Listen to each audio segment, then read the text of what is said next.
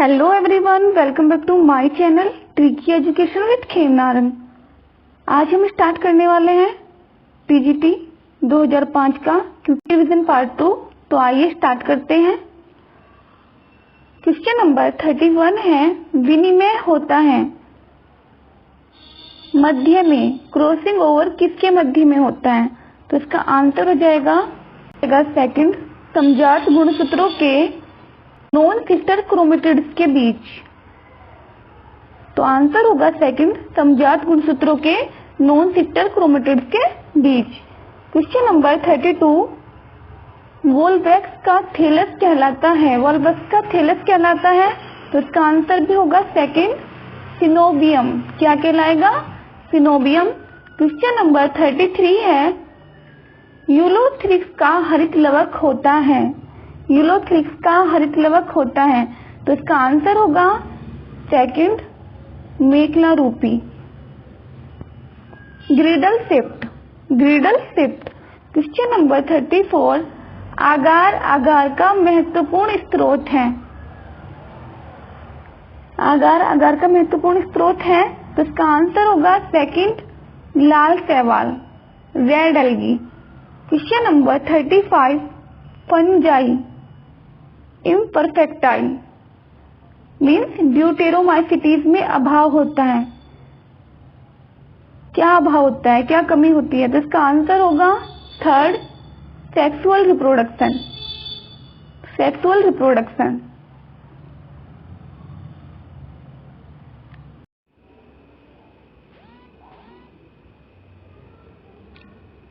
Question number 36 है, पारिस्थितिकीय दृष्टि से लाइकेन महत्वपूर्ण होता है।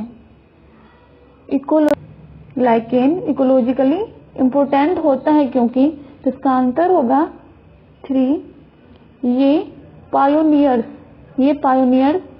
मीन्स बंजर चट्टानों पर प्रारंभिक सेटिलर, ये बंजर चट्टानों पर प्रारंभिक सेटिलर होने वाले होते हैं और शुष्क दशाओं को सफलतापूर्वक व्यतीत करते हैं।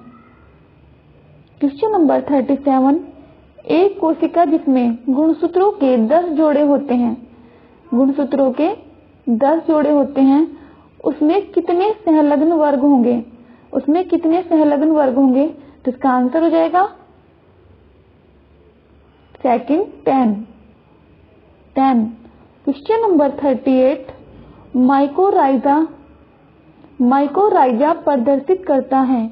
माइकोराइजा प्रदर्शित करता है। माइकोराइजा रिप्रेजेंट, तो इसका आंसर हो जाएगा फर्स्ट, एक कवक और जड़ की सहजीविता। एक कवक और जड़ की सहजीविता।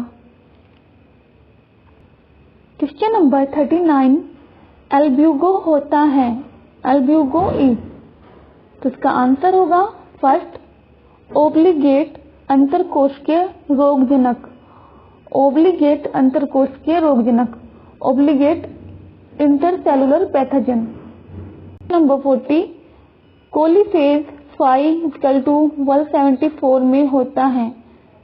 5=174 में होता है, तो इसका आंसर हो जाएगा 4, एक सूत्री DNA, single standard DNA. Question number 41 है, एड्स अथवा एक्वायर्ड इम्यूनोडेफिशिएंसी सिंड्रोम उत्पन्न होता है। एड्स अथवा एक्वायर्ड इम्यूनोडेफिशिएंसी सिंड्रोम उत्पन्न होता है, तो इसका आंसर होगा डी, विषाणु HLTV थर्ड या LAV या ARV2 द्वारा। क्वेश्चन नंबर 42, वेरिओन का अर्थ है। वेरिओन का अर्थ है, तो इसका आंसर होगा बी, इसका आंसर होगा 2, वायरस की पूर्ण अवस्था। वायरस की पूर्ण अवस्था। क्वेश्चन नंबर 43, निम्न में से कौन सा एक सूक्ष्म पोषक तत्व है? निम्न में से कौन सा एक सूक्ष्म पोषक तत्व है? तो इसका आंसर हो जाएगा फर्स्ट, लोहा, आयरन। क्वेश्चन नंबर 44, जड़ों द्वारा जल का अवशोषण बढ़ता है। जड़ों द्वारा जल का अवशोषण बढ़ता है जब, तो इसका आंसर हो जाएगा थर्ड, वाष्पोत्सर्जन दर बढ़ जाती है। वाष्पोत्सर्जन दर बढ़ जाती है। नंबर 45, वृक्षों में रसारोहण का सर्वाधिक मान्य मत है। वृक्षों में रसारोहण का सर्वाधिक मान्य मत है, तो इसका आंसर होगा सेकंड, डिक्सन का वाष्पोत्सर्जन, खिंचाव एवं संसंजन मत। डिक्सन का वाष्पोत्सर्जन, खिंचाव एवं संसंजन मत। क्वेश्चन नंबर 46, सन 1946 में अपने कार्य के लिए एच.जे. मूलर को नोबेल पुरस्कार मिला था। कौन से कार्य के लिए एच.जे. मूलर को नोबेल पुरस्कार मिला था? तो इसका आंसर हो जाएगा फर्स्ट, जंतुओं, कौन से जंतु? ड्रोसोफिला में, x ray mutation in Drosophila. Question number 47, हरित गृह प्रभाव संबंधित है, तो इसका आंसर होगा सेकंड, ग्लोब के गर्म होने से। ग्लोब के गर्म होने से। क्वेश्चन नंबर 48, यूलोथ्रिक्स में पायरेनाइड्स एवं क्लोरोप्लास्ट की संख्या होती है। यूलोथ्रिक्स में पायरेनाइड्स और क्लोरोप्लास्ट की संख्या होती है, तो इसका आंसर होगा सेकंड, अनेक पायरेनाइड्स सहित एक हरित लवक, यानी कि अनेक पायरेनाइड्स और एक हरित लवक। क्वेश्चन नंबर, श्वसन गुणांक प्रदर्शित किया जाता है। श्वसन गुणांक प्रदर्शित किया जाता है, रेस्पिरेटरी क्वाइटेंट। तो इसका आंसर होगा थर्ड, CO2 बाय O2 द्वारा। CO2 बाय O2 द्वारा। क्वेश्चन नंबर 50, ग्लाइकोलाइसिस का दूसरा नाम है। ग्लाइकोलाइसिस का दूसरा नाम है, तो इसका आंसर होगा 3, EMP चक्र, EMP पथवे। क्वेश्चन नंबर 51, C2 चक्र क्या है? C2 साइकिल क्या है? तो इसका आंसर होगा फर्स्ट, ग्लाइकोलेट चक्र। तो इसका आंसर होगा फर्स्ट, ग्लाइकोलेट चक्र। क्वेश्चन नंबर 52, निम्न में से कौन से तत्व जैविक नाइट्रोजन